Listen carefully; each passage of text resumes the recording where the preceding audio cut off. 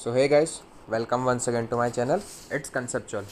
तो आज हम ब्लड पैथोलॉजी की शुरुआत करेंगे। ओके, तो एज सच मैंने ब्लड पैथोलॉजी के जो भी इंपॉर्टेंट इमेजेस है वो पीडीएफ बनाकर मेरी जो टेलीग्राम चैनल है उसमें डाल दिया है। ठीक है, तो आई होप आप उधर पे चेकआउट कर लेंगे। Okay, so I will just now begin the topic. ठीक है, तो ये है बेसिकली क्लासिफिकेशन ऑफ अनीमिया और टाइप्स ऑफ अनीमिया आज हम डिस्कस करेंगे। ठीक है, तो मतलब एक शॉर्ट समरी टाइप, ठीक है, वो आपको हर एक अनीमिया के बारे में मिल जाएगी जो भी इम्पोर्टेंट है वो, और जो भी इम्पोर्टेंट अनीमियाज़ है वो हम आने वाले वीडियो लेक्चर्स में डिटेल्ड में डिस्कस कर लेंगे। ओके, ठीक है, तो बेसिकली आज शुरुआत करते हैं। That is what is anaemia. तो anaemia is basically low O2 carrying capacity और low amount of RBCs. Okay, मतलब O2 कैरिंग कैपेसिटी जो ब्लड की होती है वो कम हो जाना, ठीक है, एंड अमाउंट ऑफ आरबीसी का भी कम हो जाना, and it may be due to decrease in number of RBC और डिसफंक्शनल आरबीसी, मतलब आरबीसी ढंग से काम नहीं कर रहे होंगे तो O2 कैरिंग कैपेसिटी वैसे भी घट जाएगी। That will lead to the anaemia. अब हम फर्स्ट डेफिशिएंसी अनीमिया पे आ जाते हैं। That is the iron deficiency anaemia, also known as the microcytic. अब माइक्रोसाइटिक क्यों है वो रीज़न मैं आपको आगे बताऊंगा। ओके, तो पहले तो उसके सिम्टम्स क्या क्या है। ठीक है, अब अनीमिया की जो मैं आपको बताऊंगा तो सिम्टम्स, ठीक है, there will be similar symptoms because cause क्या है, कॉमन कॉजेज डिसफंक्शनल आरबीसी या फिर लो O2 कैरिंग कैपेसिटी, मतलब ऑक्सीजन कैरिंग कैपेसिटी कम हो जाएगी एंड आरबीसी भी कम होंगे। अल्टीमेटली अनीमिया तो सब अनीमिया भी वही होगा, बट जो उसके कॉजेज होंगे वो अलग अलग होंगे। ठीक है, तो सिम्टम्स में भी similar for all the anaemias described here. Okay, तो जितने भी आगे हम पढ़ेंगे, ठीक है, अनीमियाज, अगर जेनेटिक के अलावा जो भी अक्वायर्ड अनीमियाज होंगे, ठीक है, तो उनके जो सिम्टम्स होंगे वो सिमिलर ही होंगे। ओके, फिर जेनेटिक में भी बोल सकते हैं कि सिम्टम्स तो सिमिलर ही रहेंगे बिकॉज अल्टीमेटली जो कंडीशन है that is decrease in the number of RBC and O2 carrying capacity. Okay, तो सिम्टम्स क्या क्या होंगे, that is shortness of breath, फिर that is also known as dyspnoea, फिर फटीग मतलब थकान महसूस होगी, can lead to increase workload on heart. ठीक है, तो ऑक्सीजन ढंग से नहीं पहुंच रहा होगा या फिर आरबीसी ढंग से नहीं पहुंच रहे होंगे तो वो ब्लड पंपिंग में भी क्या बोलेंगे, एबनॉर्मेलिटीज क्रिएट करेगा and that will increase the workload. ठीक है, उसकी वजह से वर्कलोड बढ़ जाएगा। Okay, and it may cause tachycardia and dizziness, मतलब चक्कर जैसा आने लगेंगे हमको। तो what does iron do in our body. ठीक है, तो it is important component of haemoglobin. ठीक है, तो अब क्या होता है कि हीमोग्लोबिन के फॉर्मेशन के वक्त जो पोरफायरिन 9 होता है वो फेरोचिलेटेज जो होता है, जो मतलब आयरन आयन होता है फेरोचिलेटेज फॉर्म में कंबाइन करके हीम के साथ हीम बनाता है and that haem will form haemoglobin. ठीक है, तो अगर इधर पे आयरन की कमी हो जाएगी तो उससे क्या होगा, हीम भी कम बनेगा, हीम कम बनेगा तो हीमोग्लोबिन कम बनेगा। Okay, so without iron it is not possible. ठीक है, तो इसमें since haemoglobin takes up the most of the cell volume, ठीक है, तो most of the cell volume कौन ऑक्यूपाई करेगा, दैट इज़ द हीमोग्लोबिन। तो हीमोग्लोबिन कम होगा तो उसमें उससे क्या होगा, that is it will decrease the cell size. Okay, and it is determined by the mean corpuscular volume, that is also known as the MCV। अब MCV कैसे कैलकुलेट करते हैं, that is haematocrit into 10 upon total number of RBC, that is in trillions. Okay, तो haematocrit होता क्या है, तो haematocrit is volume of, it is the ratio of volume of cells divided by total number of blood of volume. तो haematocrit हमको याद रखना है, that is volume of cell upon total volume of the blood. ठीक है, तो उससे हीमेटोक्रेट calculate हो जाएगा। अब हीमेटोक्रेट को 10 upon total number of RBC के साथ हम डिवाइड करेंगे तो we will get the MCV। Okay, तो हीमेटोक्रेट की नॉर्मल वैल्यू क्या होती है, दैट इज़ 45 इंटू 10 अपॉन 5 मतलब 5 ट्रिलियन। ठीक है, तो that will be the unit is the जो MC की यूनिट इज़ द फेम्टोलीटर, तो वो आएगा 90 फेम्टोलीटर, तो it is the normal MCV। ठीक है, तो अगर क्या बोलेंगे कि सेल वॉल्यूम इज़ 90 फेम्टोलीटर्स, मतलब मीन कॉर्पस्कुलम 90 फेम्टोलीटर है, it is the normal RBC condition में। तब एबनॉर्मल में क्या होगा, तो इधर क्या हो रहा था कि जो सेल साइज है वो घट जाएगी तो सेल वॉल्यूम भी ऑब्वियसली क्या है, घट जाएगा, तो MCV will be less than 90 femtolitres, that is this condition is known as the microcytic condition. So FE deficiency condition भी कौन सी होती है, that is the microcytic. Okay, अब हम कॉजेज़ पे आ जाते हैं, that is blood loss, that is ulcer होंगे, मतलब यूजुअली अल्सर्स की वजह से ब्लड लॉस होगा। फिर usually in women due to heavy menstruation होगा, उसकी वजह से ब्लड लॉस हो जाएगा। And low iron in the diet, ठीक है, मतलब जो वेजिटेरियन हो गए उनमें आयरन कम मिलेगा, बिकॉज मेन सोर्सेज तो नॉन वेजिटेरियंस ही होता है, ठीक है, मीट एंड ऑल दैट, ठीक है। That is all about the iron deficiency anaemia. तो मतलब माइक्रोसाइटिक एनीमिया होता है, एंड जो फॉर्मेशन ऑफ फेरोचिलेटेज होता है, तो आयरन डेफिशिएंसी डाइट की वजह से वो कम हो जाएगा, and it will lead to less formation of haemoglobin, that will decrease the cell volume and causing MCV less than 90 femtolitres, that is microcytic condition. Okay, अब बात करेंगे हम इधर पे, चलो एफी डेफिशिएंसी है ना, अलग से क्वेश्चन ही पूछा जाता है, ठीक है। तो परनीशियस एनीमिया डिस्कस करने से पहले पूरा हम आयरन डेफिशिएंसी एनीमिया समझ ही लेते हैं, या फिर उसको इसको बाद में ही ले लेंगे, ठीक है। तो हम नेक्स्ट पे आ जाते हैं, that is the pernicious anaemia. मैं आपको आयरन डेफिशिएंसी एनीमिया जो अलग से क्वेश्चन पूछा जाता है वो वीडियो आने वाले वीडियो लेक्चर्स में बता दूंगा, आई एम सो सॉरी, ठीक है। तो परनीशियस एनीमिया पे आ जाते हैं हम, दैट इज़ B12 या फिर फॉलिक डेफिशिएंसी, ठीक है। तो इधर पे इट इज़ माइक्रोसाइटिक। अब पहले केस में माइक्रोसाइटिक हो रहा था, मतलब लेस देन 90 फेम्टोलीटर्स। तो अब इधर पे ऑब्वियसली बात है, मैक्रोसाइटिक मतलब मोर देन 90 फेम्टोलीटर। तो देखिए कैसे है। तो B12 और फॉलिक एसिड का जो सोर्सेज होता है वो कौन से होता है, that is from meat and green leafy vegetable mostly. तो इसमें क्या होता है, तो आप बस डायग्राम ध्यान से देखिएगा, तो मैं जो आगे पढ़ूंगा वो आपको पढ़ने की भी, तो एक डायग्राम ध्यान से देखिए, ठीक है। B12 या फिर मतलब फॉलिक एसिड और B12 दोनों साथ में ही, मैंने जस्ट इधर पे B12 का एग्जांपल लिया है। फॉलिक एसिड में भी सिमिलर कंडीशन होगा, दैट ऑफ B12, ठीक है। तो हमने इधर पे मैं सिंगल B12 ही ले रहा हूँ ताकि आपको कन्फ्यूजन ना हो, ठीक है। B12 हमने इनटेक लिया, okay, and B12 gets in the gut via oesophagus. अब इधर पे क्या है, पैराइटल सेल्स है, ओके। अब ये पैराइटल सेल्स क्या सीक्रेट करेंगे, that is the intrinsic factor secret करेंगे वो। अब इंट्रिंसिक फैक्टर इधर पे हमने पढ़ा है कि B12 एब्जॉर्प्शन के लिए इंट्रिंसिक फैक्टर का होना बहुत ज़रूरी है, तभी B12 आके बाइंड करेगा इंट्रिंसिक फैक्टर पे, and then it will be absorbed in the body, ठीक है। तो अब कुछ पेशेंट्स में क्या होता है कि एंटीबॉडीज़ बनती है, ठीक है, इंट्रिंसिक फैक्टर के अगेंस्ट में एंटीबॉडीज़ बनती है। तो वो क्या करेगी, B12 की जगह बाइंड होने से पहले वो एंटीबॉडीज़ आके इंट्रिंसिक फैक्टर पे बाइंड कर जाएगी। तो ऑब्वियस सी बात है, जो B12 आया है वो अब कहाँ, कहीं पे जगह नहीं बची उसके लिए बाइंड करने के लिए, तो वो क्या होगा, तो वो बॉडी में एब्जॉर्ब ही नहीं हो पाएगा, ठीक है। एंड फिर वो सर्कुलेशन में आ जाए, मतलब वो सर्कुलेशन में चला के एंड फिर it will be excreted out. तो क्या होगा उससे रिजल्ट, तो B12 will become less in the circulation. तो अब B12 कहाँ ज़रूरी है, तो हमने एरिथ्रोपोइसिस के प्रोसेस में हमने फर्स्ट ईयर में पढ़ा था, that is it is important for the RBC's DNA to mature and condense, मतलब RBC के DNA को मैच्योर और फिर कंडेंस होने में B12 की ज़रूरत पड़ती है, सेम एज फॉलिक एसिड भी उसका ये सिमिलर फंक्शन होता है, ओके। तो उसकी वजह से क्या होगा, कंडेंस नहीं हो पाएगा तो और मैच्योर नहीं हो पाएगा, तो RBC बड़ा का बड़ा ही रह जाएगा, ओके।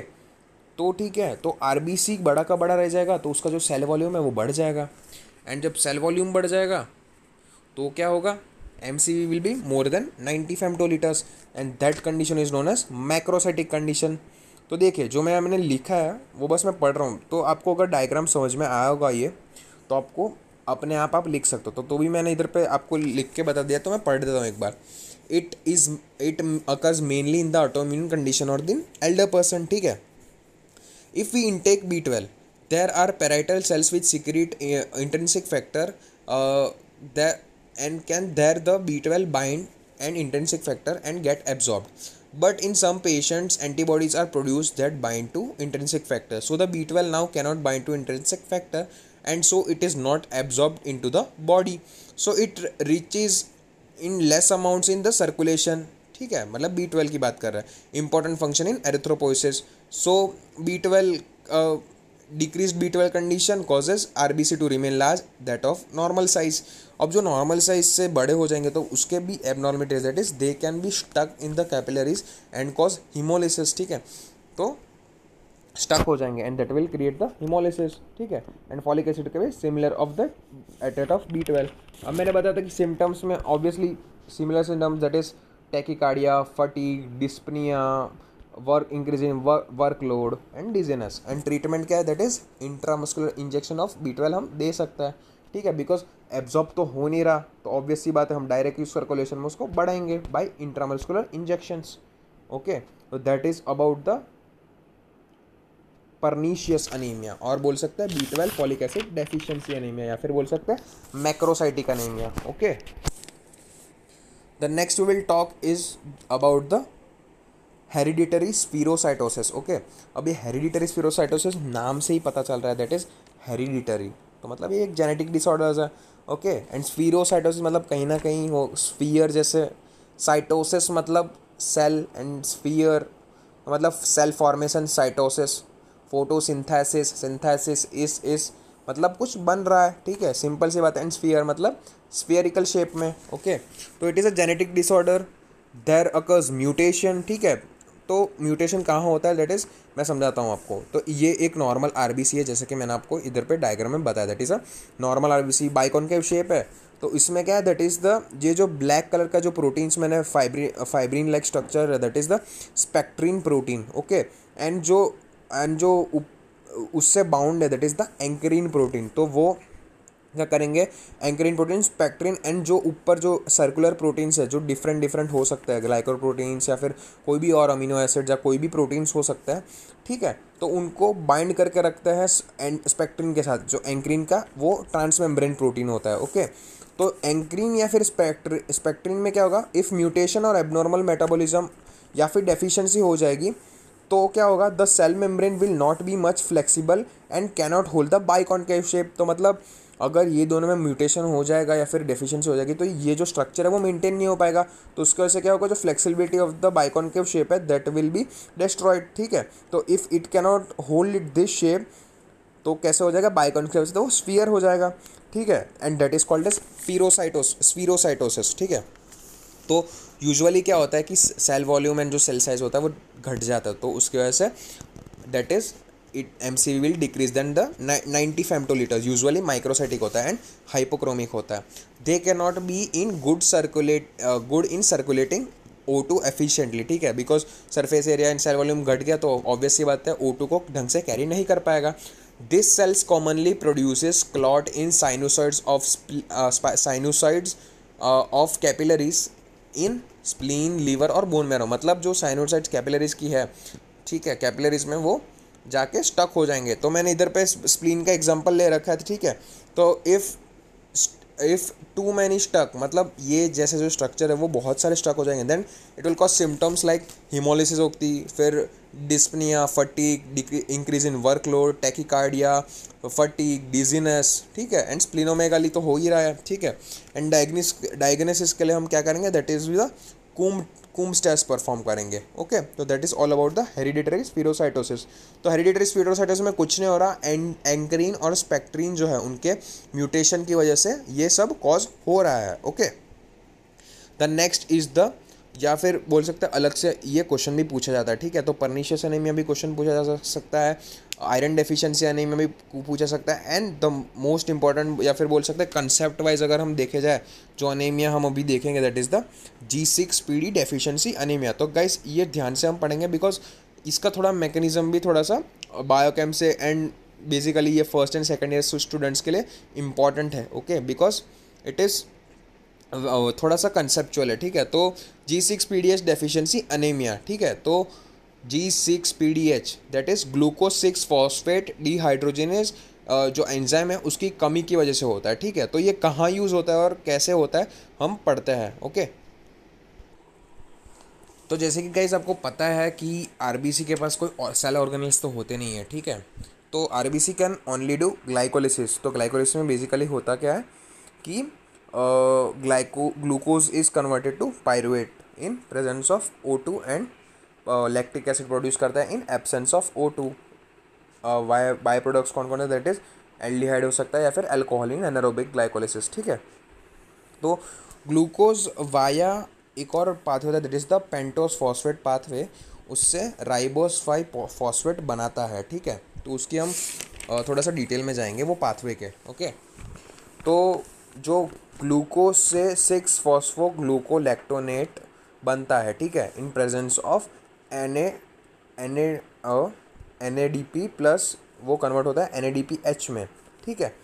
ओके, मतलब हाइड्रोजन आ रहा है, ठीक है, रिडक्शन हो रहा है उसका, ठीक है। And the six phosphogluconolactonate is converted to ribose 5 phosphate by using a NADP plus, ठीक है। तो मतलब इधर पे जो ग्लूकोज से 6-फॉस्फोग्लूकोलैक्टोनेट है उसमें वहाँ पे चाहिए हमको G6PDH, ओके।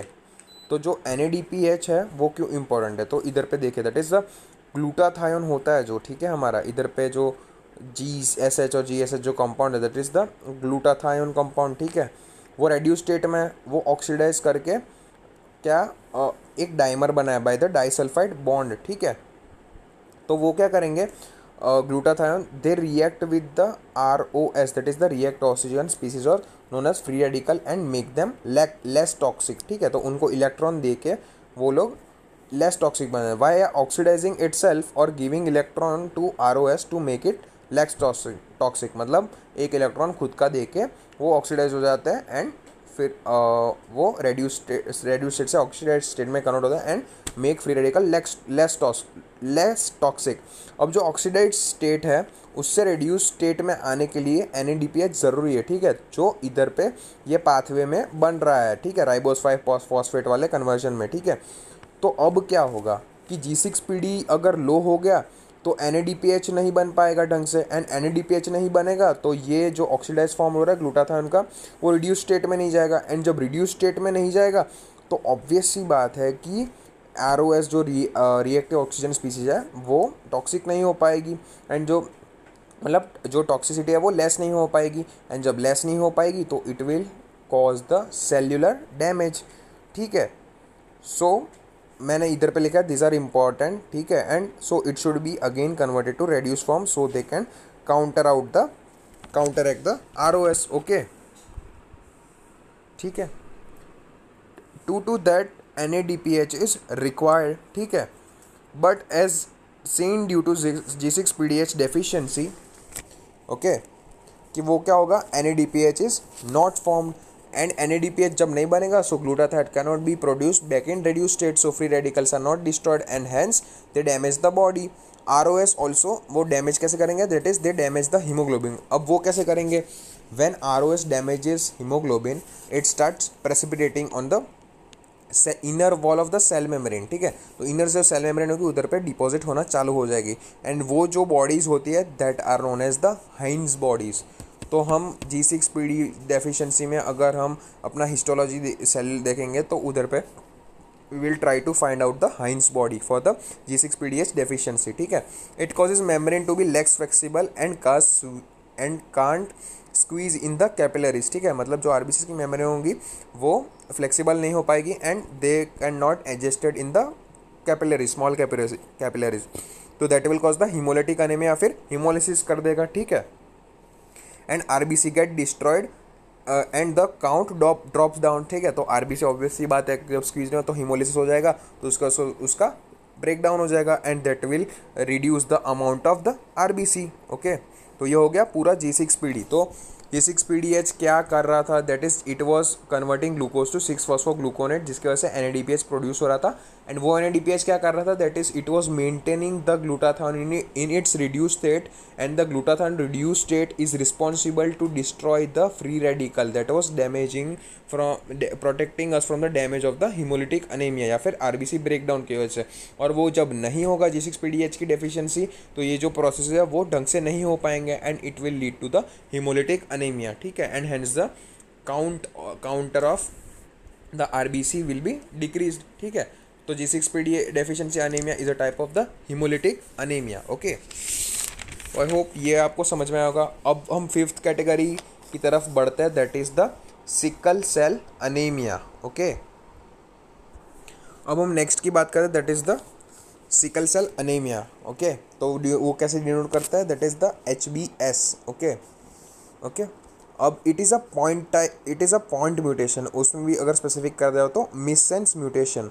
तो बेसिकली वो होता क्या है, तो जो एडल्ट हीमोग्लोबिन होता है that is the HbA1 that is made up of basically 2 alpha and 2 beta chain, ठीक है।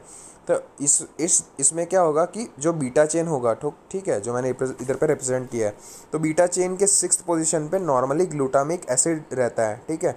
बट वो किस में कन्वर्ट हो जाता है, due to missense mutation it is converted into valine. तो मतलब ग्लूटामिक एसिड बीटा चेन के 6 पोजीशन पे glutamic acid to valine convert हो जाता है।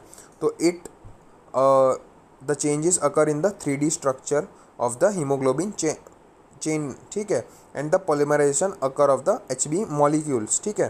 तो जो HB मॉलिक्यूल्स है उनका पॉलीमराइजेशन होगा, ठीक है, एंड उसकी वजह से क्या होगा, it will take a sickle shape, okay, ठीक है। बट वेन एवर वो सिकल शेप क्यों आता है, जब they are not bound to oxygen, ठीक है, it gets it sickle shape.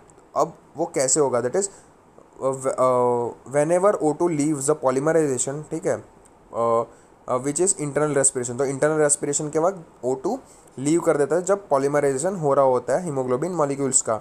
So when O2 leaves it changes the overall 3D shape of the haemoglobin molecules, ठीक है, so they get the sickle shape, okay.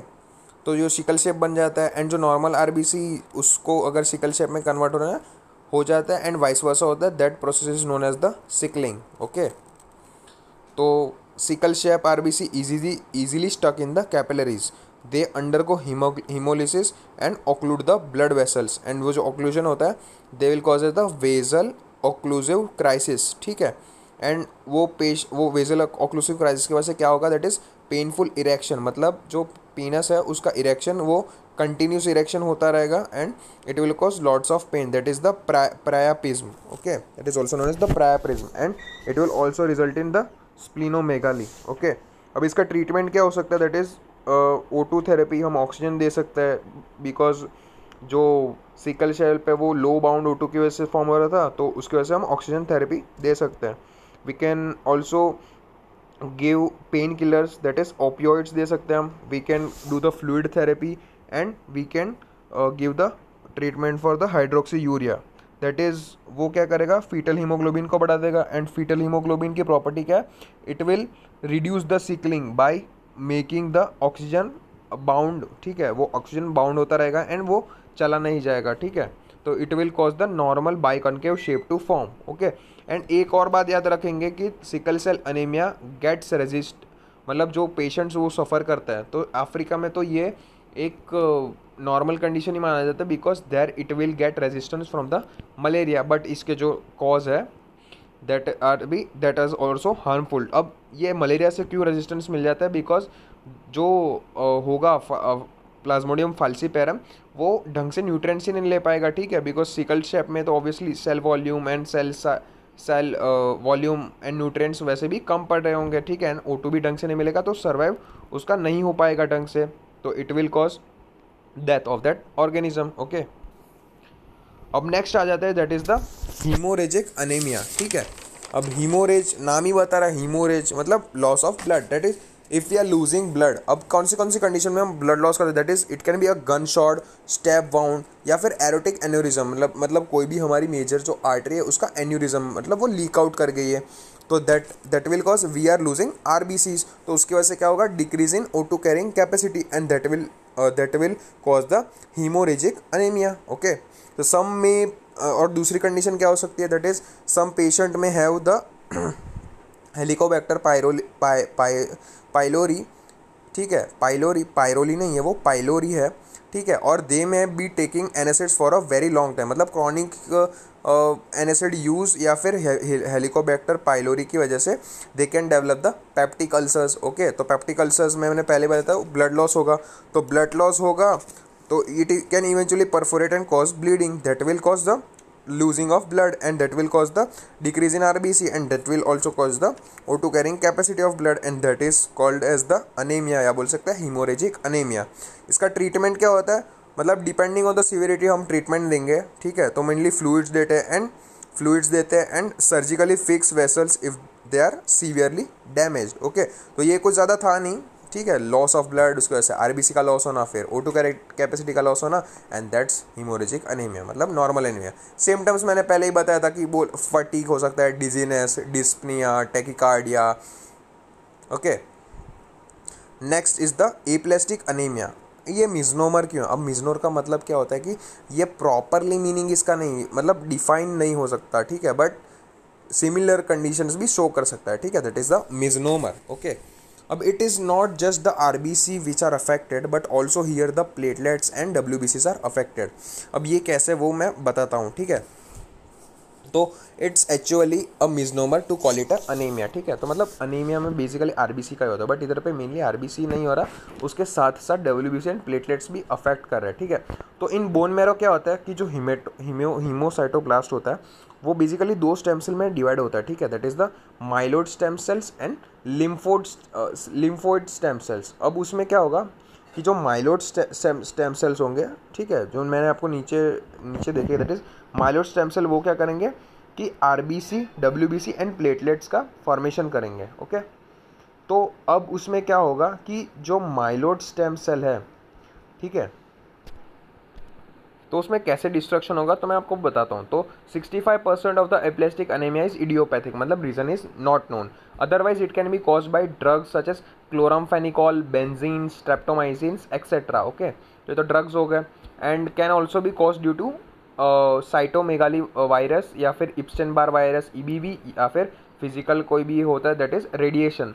And another cause is the Fanconi syndrome, ठीक है, जिसमें जो ion, सो मैंने आपको pharmacology में बताया था फेनकोनी सिंड्रोम क्या होता है डायूरेटिक्स में, that is damage in PC that will cause the release of bicarbonate, glucose, phosphates and difference ion in the urine, because जो पीसीटी है उसको रीअब्जॉर्प्शन नहीं कर पाएगा। ओके, तो that will, this all will be the causes. उसकी वजह से क्या होगा, जो बोन मैरो होगा उसमें डिस्ट्रक्शन हो जाएगा। अब बोन मैरो में ऑब्वियसली डिस्ट्रक्शन हो रहा है तो माइलोइड स्टेम सेल्स में अफेक्ट हो जाएगा, ठीक है।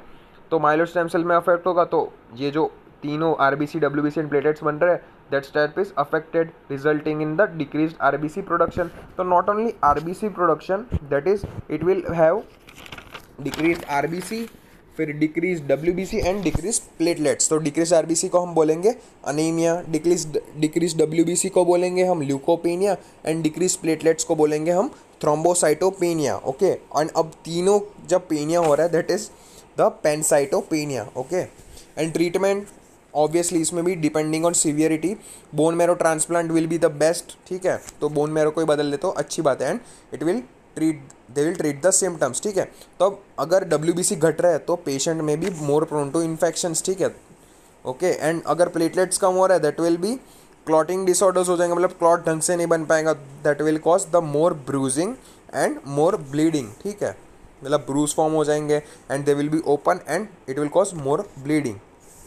तो aplastic anaemia is basically misnomer, मैं फिर से बता देता हूँ, बिकॉज इसमें not only RBC but platelets and WBC की भी डेफिशिएंसी हो जाएगी। ओके, और उसकी वजह से क्या होगा कि क्लॉटिंग डिसऑर्डर्स हो जाएंगे and it will also lead to the patient to be prone to the more infections. Okay, अब जो लास्ट क्लास है that is the thalassaemia. Okay, तो थैलेसीमिया में क्या होता है, ये भी एक जेनेटिक कंडीशन है। तो हमने इधर पे 3 जेनेटिक कंडीशन देखी, that is the hereditary spherocytosis, sickle cell anaemia and thalassaemia. Okay, तो ये भी एक जेनेटिक कंडीशन में। अब बेसिकली जो हमारा हीमोग्लोबिन होता है वो भी 2 अल्फ़ा एंड 2 बीटा से बना होता है, एंड इसमें alpha thalassaemia and beta thalassaemia, तो मेजर केस में हमको बीटा थैलेसीमिया देखने को मिलती है। तो it usually occurs whenever they are having a faulty और मिसिंग ग्लोबिन चेन, ठीक है। तो ये अल्फ़ा और बीटा ये ग्लोबिन चेन है, ठीक है। तो उसमें क्या होगा कि अगर एक अल्फ़ा और दो बीटा चेन प्रेजेंट है किसी इंडिविजुअल में, that will cause the alpha thalassaemia, मतलब एक अल्फा चेन एब्सेंट है, and 2 alpha chain and beta है तो मतलब एक बीटा चेन एब्सेंट है, तो that will result in the beta thalassaemia. Okay, and missing haemoglobin will decrease the cell volume. Okay, and cell volume decrease हो रहा है तो ऑब्वियसली बात है कि mean corpuscular volume that will be less than the 90 फेम्टोलीटर्स, that is the microcytic anemia. तो this is also example of microcytic anemia. और हमने पहले कौन सी देखी थी, that is the iron deficiency anemia is also the example of the microcytic anemia. Okay, and next point is कि treatment में क्या करेंगे, that is constantly giving the transfusion, मतलब फ्लूइड का या आरबीसी का हम ट्रांसफ्यूजन करते रहेंगे।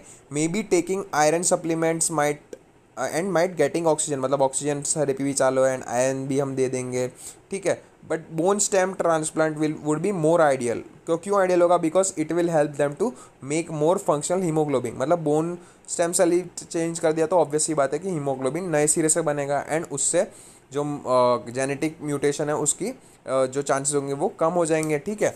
तो हमने जो पढ़ा, तो मैं फिर से रिवाइज कर देता हूँ। दैट इज़ द, पहले हमने पढ़ा thalassaemia, that is defect in the globin chain. फिर हमने पढ़ा एप्लास्टिक अनीमिया जिसमें तीनों की हो रही थी, that is anaemia causing leucocytopenia and thrombocytopenia, ठीक है।